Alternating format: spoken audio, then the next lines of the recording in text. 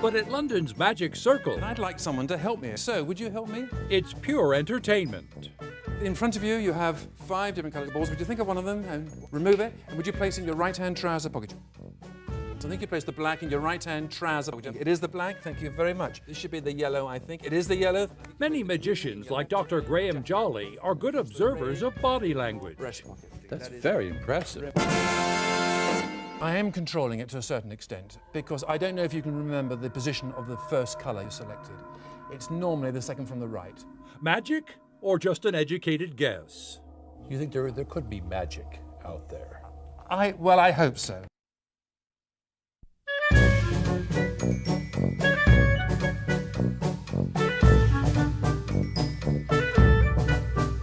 Maskelyne's Home of Mystery was an extraordinary centre for magic in London. John Maskelyne was a leading magician of his time, and the Maskelyne family became a British dynasty of magic.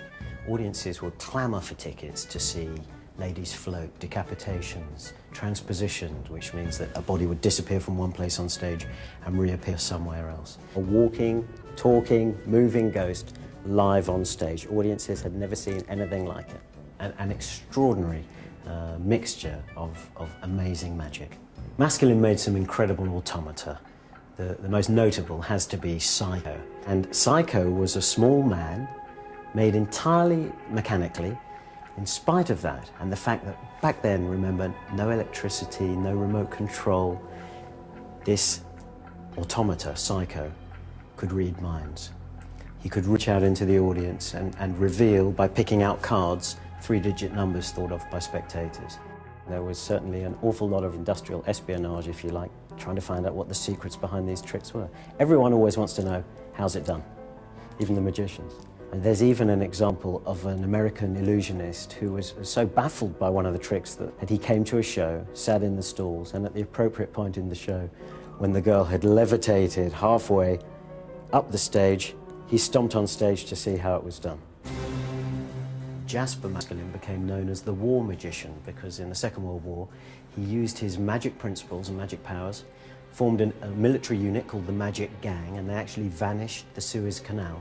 So it was invisible, rendered invisible, and the Luftwaffe couldn't bomb it. He also invented dummy tanks and jeeps that from the air looked very real, but that could be packed flat. Houdini performed in London many times. This is Houdini's famous Chinese water torture cell.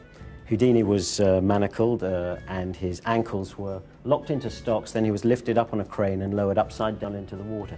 A curtain was drawn around the cabinet, and after a long period, long after the audience had realised he couldn't possibly be holding his breath, he would triumphantly escape. In the film about Houdini, which starred Tony Curtis, they changed history slightly and said that he died in this trick. It's become a little more well-known because of that. But he didn't die doing this. Houdini had phenomenal abdominal muscles and was able to withstand 3 punches from anyone if he was prepared.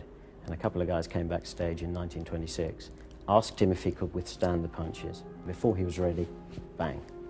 3 days later, that was the end of Houdini. Halloween, 1926.